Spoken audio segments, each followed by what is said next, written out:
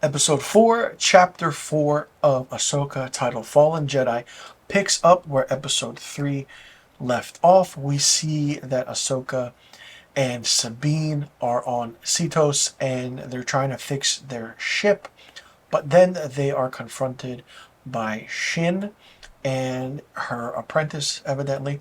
There's a lightsaber battle. Sabine goes after Shin, and while Ahsoka goes after the map. There is an epic lightsaber battle between Baylan Skull, and Ahsoka, which leads to mentioning Anakin Skywalker, which is very different because all of a sudden you just drop a big name like that in this series in the fourth episode. You are leading to something. Now, basically, the whole aspect and the entirety of how everything is going is basically because Morgan Elsbeth wants Admiral Thrawn, and this map is basically the Eye of Sion, or this hyper ring that will make a hyper jump into the coordinates of where Thrawn is. They succeed in doing that. Now, not only that, we see Carson Teva back in a cameo and a quick role. I'm pretty sure he's going to be in a few more episodes. But the aspect and the dialogue of what was happening in this fourth episode was really, really good. Things are picking up, finally. It took a while for the show to get good. Now, there's a total of 8 episodes. So what's going to happen in between that? Now, the ending of this episode was really shocking, really interesting, and I didn't expect it. I thought Ahsoka was hearing voices of her former master, Anakin. But, surprise, something happens, and that's the end of the episode. The lightsaber battle between Baylan Skull and Ahsoka is really, really good. It's dramatic, it's intense, and not only that, there's dialogue back and forth between the two of them. And Sabine Wren, while she is a Mandalore, she just doesn't feel like a character. She just feels so weak. And it's one of those characters where it's just annoying, She had the map in her hands, she gives it up to Baylan Skull, and then Shin puts a force choke on her. She gets captured, and they have to go rescue her now.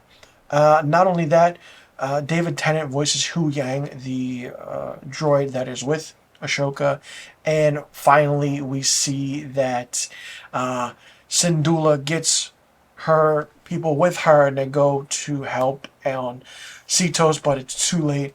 And it's just an interesting episode. It was a fun episode. The episode's only 40 minutes long, but it absolutely hit the mark. Listen, I like where this is going right now. Like I said, the first 3 episodes took time to establish everything, what the main point is.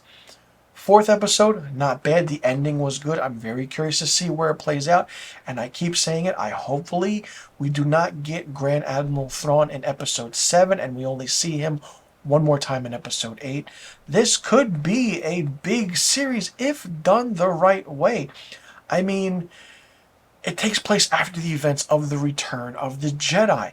So a lot is happening, and when Baylan Skull and Ahsoka are speaking and talking to one another, Ahsoka's like, I want to forget my past. And Baylan Skull's like, no, I want to go toward the future.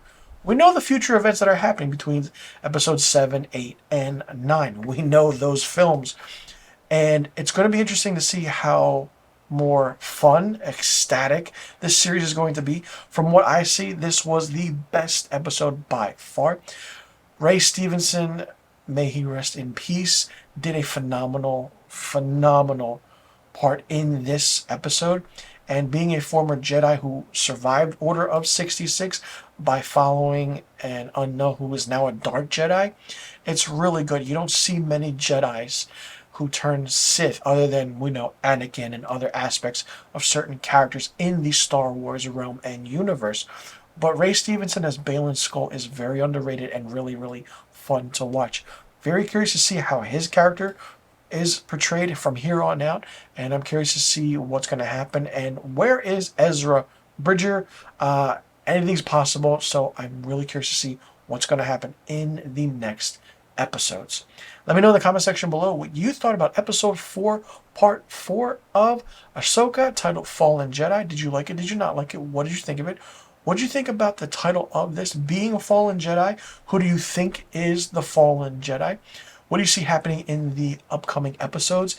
Do you think that we will finally get to see Grand Admiral Thrawn, or will the last shot of Thrawn be at the end of the season finale and then we have to wait once again? Who do you think is the weakest character? Who do you think is the strongest character? And how do you think this episode fared in dialogue, action, and all emotion and a thriller aspect to it? Let me know in the comment section below about all the questions I just asked. And be sure you click that subscribe button and hit that notification bell for new review episodes of Ahsoka on my channel. I will see you all in the next review video. And be sure you tune in next week for my episode 5 Part 5 review of Ahsoka.